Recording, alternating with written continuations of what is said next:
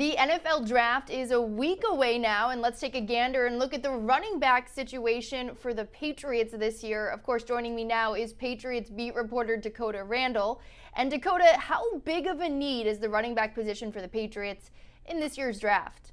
Well, it's interesting. It's not really a position that a lot of people are talking about ahead of the draft, but I do think the Patriots might take a running back in this draft. And really, you can make an argument for them replacing any one of three players. James White, 30 years old, coming off a serious hip injury. No guarantee that he makes the team. Maybe the Patriots want a new passing down back. Brandon Bolden now in Las Vegas. Maybe the Patriots want another versatile backup who can play special teams. And then a sneaky candidate is Damien Harris, who's a star on this team, a leader, but he's set to hit free agency next offseason. So it's fair to wonder whether the Patriots, who have Ramondre Stevenson, may be ready to take over as a lead back, will want to pay Harris. And if they don't, maybe they look for a top backup or another tandem running back with Stevenson in this draft.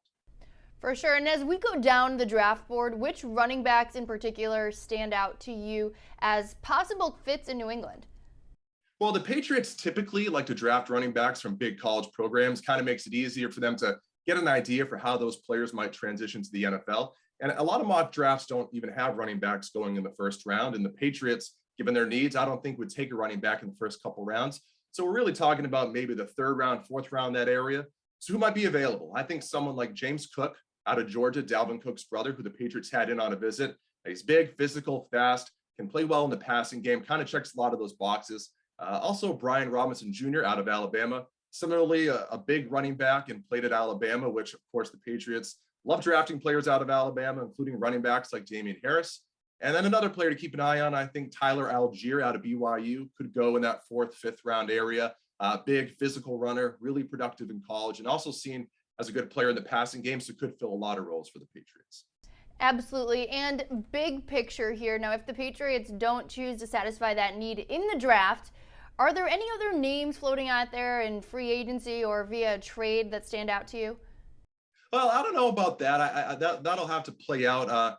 I think a lot of this sort of depends on what the Patriots think of J.J. Taylor. I'm someone who thinks that he has the ability to replace James White. He's kind of like another Dion Lewis. But if the Patriots don't feel that way, they may go out and make a trade or sign another player in free agency. Or they also could look after the draft in post-draft free agency. A couple players maybe to keep an eye on there.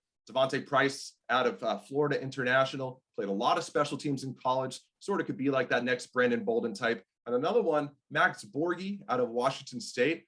Some draft experts has compared him to being a poor man's version of Danny Woodhead. So that certainly sounds like a Patriot to me, but really there are a lot of directions the Patriots could go in this draft with running backs, though I do expect them eventually to come out of the draft with a new running back.